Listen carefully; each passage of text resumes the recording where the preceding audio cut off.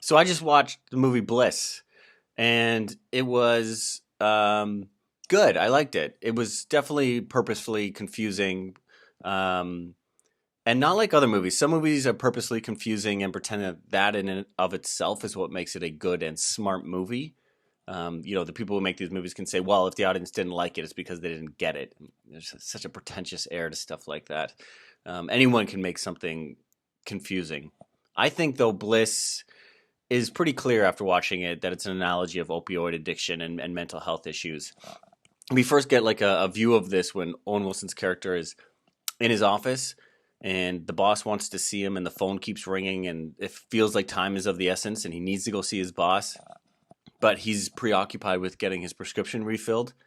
Um, and later on in the movie, we see the character's son and daughter talking about him, once he's kind of a lost cause in their eyes.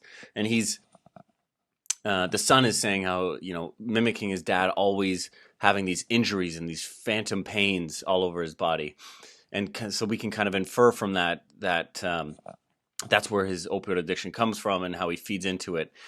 And that eventually it leads him to, become homeless and jobless, because most likely he's switched to now heroin at this point, which is what a lot of opioid addicts do, just from a price perspective and getting that high perspective. And so this idea that he's in a simulation when he's homeless, but that there's this perfect world that he's actually from is, this fantasy created by when he is on the drug. You can see that too with Selma Hayek's character, where she's this incredibly smart doctor who's in charge of everything. When they are in this other universe, and this other universe is them being high. So as Owen Wilson's character sobers up throughout, every now and then, we see Selma Hayek's character become more and more unhinged. She's, overreacting to everything. She's screaming, she's crying, she's slapping him.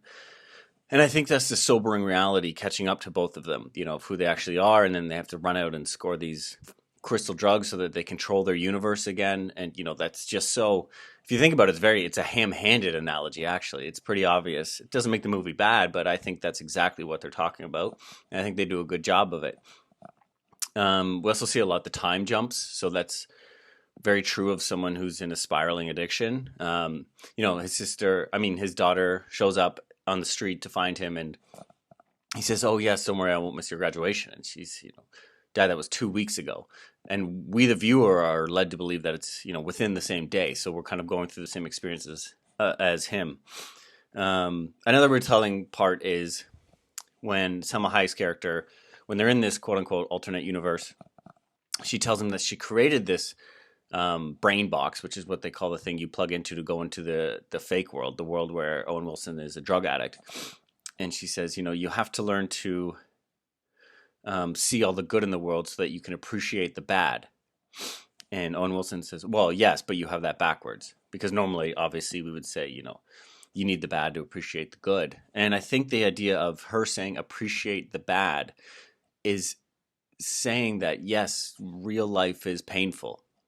And it's terrible. And he's addicted to drugs. And he is estranged from his kids. And he is divorced. And he is homeless. That is all the bad. But that is also real life.